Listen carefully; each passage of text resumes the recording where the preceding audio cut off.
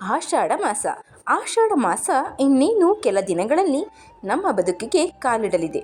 ಈ ಮಾಸ ಆರಂಭವಾದರೆ ಸಾಕು, ಯಾರೂ ಕೂಡ ಒಳ್ಳೆಯ ಕೆಲಸಗಳನ್ನು ಮಾಡಲು ಮುಂದೆ ಹೋಗೋದಿಲ್ಲ. ಹಿಂದೂ ಜ್ಯೋತಿಷ್ಯದ ಪ್ರಕಾರ ಇದೊಂದು ಅಶುಭ ಮಾಸ.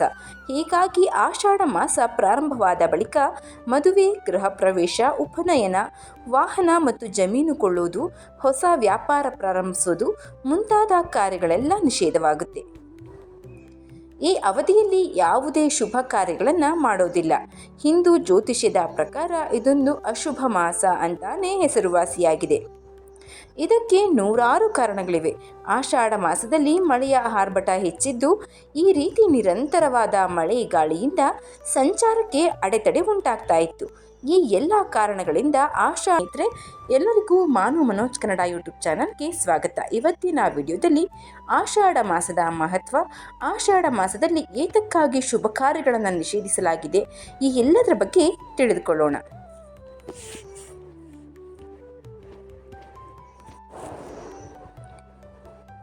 ಚೈತ್ರ ಪ್ರಾರಂಭದಿಂದ ಆರಂಭವಾಗುವ 12 ಚಂದ್ರಮಾನ ತಿಂಗಳುಗಳು ಪೈಕಿ 5ನೆಯದು ಈ ಆಷಾಢ ಮಾಸ.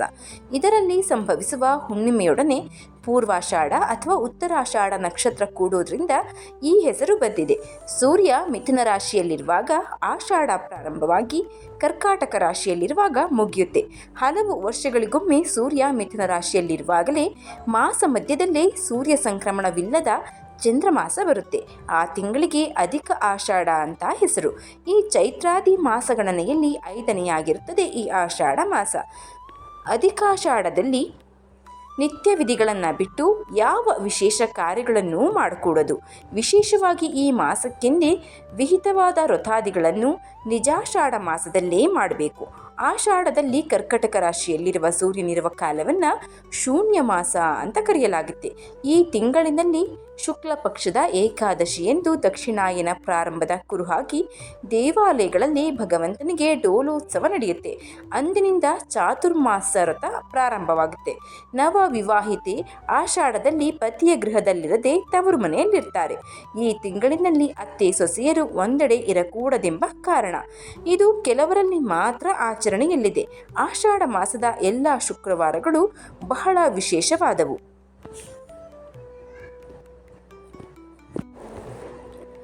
ಆಷಾಢ ಮಾಸವನ್ನು ಶೂನ್ಯ ಮಾಸವೆಂದು ಕರೀತಾರೆ. ಚಾತುರ್ಮಾಸದಲ್ಲಿ ಬರುವ ಮೊದಲನೇ ತಿಂಗಳೇ ಆಷಾಢ ಮಾಸ. ಈ ಸಮಯದಲ್ಲಿ ಮಹಾವಿಷ್ಣು ಯೋಗ ನಿದ್ರೆಯಲ್ಲಿರ್ತಾನೆ. ಹಾಗಾಗಿ ಯಾವುದೇ ಶುಭ ಕಾರ್ಯಗಳನ್ನು ಚಾತುರ್ಮಾಸದಲ್ಲಿ ನಡೆಸೋದಿಲ್ಲ. ಆದರೆ ಇದನ್ನು ಪುಣ್ಯ ಗಳಿಸುವ ಕಾಲ ಎಂದು ಸಹ ಕರೆಯಲಾಗುತ್ತೆ. ಅಂದರೆ ಈ ಸಮಯದಲ್ಲಿ ವ್ರತ, ಉಪವಾಸ ಮತ್ತು ತೀರ್ಥಯಾತ್ರೆ ಮುಂತಾದ ಪುಣ್ಯದ ಕೆಲಸಗಳನ್ನು ಮಾಡಿದರೆ ಶುಭ ಫಲ ದೊರೆಯುತ್ತದೆ. ಇದರಿಂದ ಭಕ್ತರ ಎಲ್ಲ ಇಚ್ಛೆ ಈಡೇರುತ್ತದೆ ಎನ್ನುವುದು ನಂಬಿಕೆ. ಆಷಾಢ ಮಾಸದಲ್ಲಿ ಜಗತ್ಪ್ರಸಿದ್ಧ ಪುರಿ ಜಗನ್ನಾಥನ ರಥೋತ್ಸವವು ನಡೆಯುತ್ತದೆ. ಇನ್ನು ಈ ಆಷಾಢ ಮಾಸದಲ್ಲಿ ದಂಪತಿಗಳು ಬೇರೆ ಬೇರೆಯಾಗಿರ್ತಾರೆ. ಇದಕ್ಕೆ ಕಾರಣವಾದರೂ ಏನು ಅನ್ನೋದಾದರೆ ಆಷಾಢ ಮಾಸದ ನಿಜವಾದ ಮಹತ್ವವನ್ನು ಹೇಳುತ್ತೆ. ಆದರೆ ಇದರ ಹಿಂದಿನ ಸಿದ್ಧಾಂತ ಬೇರೆಯೇ ಇದೆ. ಈ ಅವಧಿಯಲ್ಲಿ ಹೆಣ್ಣು ಗರ್ಭ ತಾಳಿದರೆ ಆಕೆ ಚೈತ್ರ ಮಾಸದಲ್ಲಿ ಅಂದರೆ ಬೇಸಿಗೆಗಾಲದಲ್ಲಿ ಮಗುವಿಗೆ ಜನ್ಮವನ್ನು ನೀಡ್ತಾಳೆ. ಬೇಸಿಗೆ ಅವಧಿಯಲ್ಲಿ ಆಕೆಗೆ ಹೆಚ್ಚು ತೊಂದರೆಯಾಗಬಹುದು ಎಂದು ಇದರಿಂದ ಜನರು ಇದನ್ನು ಸಹ ನಂಬಲು ಪ್ರಾರಂಭಿಸಿದರು. ಆದ್ದರಿಂದ ಈ ಅವಧಿಯಲ್ಲಿ ದಂಪತಿಗಳು ಬೇರೆ ಬೇರೆಯಾಗಿರ್ತಾರೆ. ಮತ್ತೊಂದು ಆಚರಣೆ ಎಂದರೆ ಅತ್ತೆ ಸೊಸೆ ಬೇರೆ ಬೇರೆ ಇರೋದು. ಮದುವೆಯಾದ ಹೊಸ ವರ್ಷದಲ್ಲಿ ಅತ್ತೆ ಸೊಸೆ ಆಷಾಢ ಮಾಸದಲ್ಲಿ ಕೂಡಿ ಒಂದೇ ಮನೆಯಲ್ಲಿ ವಾಸ ಮಾಡೋದು ನಿಷೇಧ ಎಂದು ಕೆಲವು ಕಡೆ ಪದ್ಧತಿ ಇದೆ. ಇದಕ್ಕೆ ಸರಿಯಾದ ಕಾರಣ ಇಲ್ಲವಾದರೂ ಆಷಾಢದಲ್ಲಿ ಮಳೆ ಹೆಚ್ಚು ಇರೋದ್ರಿಂದ ಹೊಲ ಗದ್ದೆಗಳಲ್ಲಿ ಮತ್ತು ಮನೆಯಲ್ಲಿ ಹೆಣ್ಣು ಮಕ್ಕಳಿಗೆ ಕೆಲಸ ಕಾರ್ಯಗಳು ಹೆಚ್ಚಿರುತ್ತವೆ. ಅತ್ತೆಯಾದವರು ಸೊಸೆಗೆ ಹೆಚ್ಚು ಕೆಲಸದ ಒತ್ತಡ ತರಬಹುದು. ಇದರಿಂದ ಅವರಿಬ್ಬರಲ್ಲಿ ವೈಮನಸ್ಸುಂಟಾಗಿ ಜಗಳಕ್ಕೆ ಕಾರಣವಾಗಬಹುದು ಎಂದು ಈ ಒಂದು ತಿಂಗಳ ಕಾಲ ತವರು ಮನೆಗೆ ಕಳಿಸುವ ಸಂಪ್ರದಾಯ ಬಂದಿರಬಹುದು ಎಂದು ಹೇಳಲಾಗುತ್ತೆ. ಇನ್ನು ಮೆಹಂದಿ. ಹುಡುಗಿಯರು ತಮ್ಮ ಅಂಗೈ ಮತ್ತು ಪಾದಗಳಿಗೆ ಮೆಹಂದಿಯನ್ನು ಹಾಕಿಕೊಳ್ತಾರೆ. ಸುಂದರವಾದ ಚಿತ್ರಗಳನ್ನು ಮಹಿಳೆಯರು ಹೆಚ್ಚು ಸುಂದರವಾಗಿ ಕಾಣುವಂತೆ ತಮ್ಮ ಕೈಗಳಿಗೆ ಕಾಲ್ಗಳಿಗೆ ಅಲಂಕರಿಸಿಕೊಳ್ತಾರೆ. ಕಾಲದಲ್ಲಿ ಬದಲಾವಣೆಯಿಂದ ಚರ್ಮದ ಮೇಲೆ ಪರಿಣಾಮಗಳುಂಟಾಗಿ ಚರ್ಮ ಕಾಯಿಲೆಗೆ ಕಾರಣವಾಗಬಹುದು. ಈ ಹಿನ್ನೆಲೆ ಪಾದ ಅಂಗೈಗಳಿಗೆ ಮೆಹಂದಿಯನ್ನು ಹಾಕಿಕೊಂಡರೆ ಆ ತೊಂದರೆಗಳಿಂದ ಮುಕ್ತಿ ಪಡೆದುಕೊಳ್ಳುವುದು ಅನ್ನೋದು ಇನ್ನೊಂದು ನಂಬಿಕೆ. ಇನ್ನು ಆಷಾಢ ಮಾಸದ ಪೂಜೆಗಳು ಹಾಗೂ ವ್ರತಗಳು.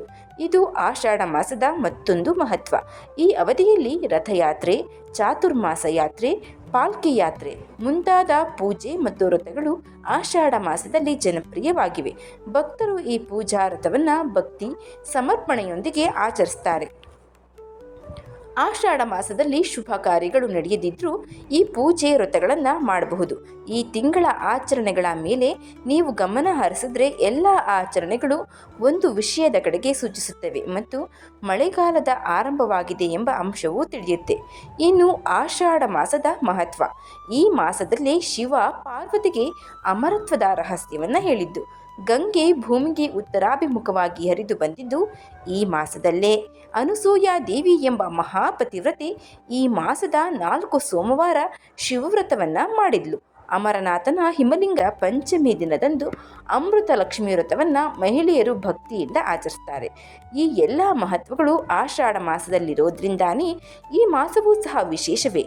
ಇನ್ನೊಂದು ವಿಶೇಷ ಎಂದರೆ ಮೈಸೂರಿನ ಚಾಮುಂಡೇಶ್ವರಿ ದೇವಿಯ ಜನ್ಮದಿನ ಬರುವುದು ಕೂಡ ಇದೇ ಆಷಾಢ ಮಾಸದಲ್ಲಿ.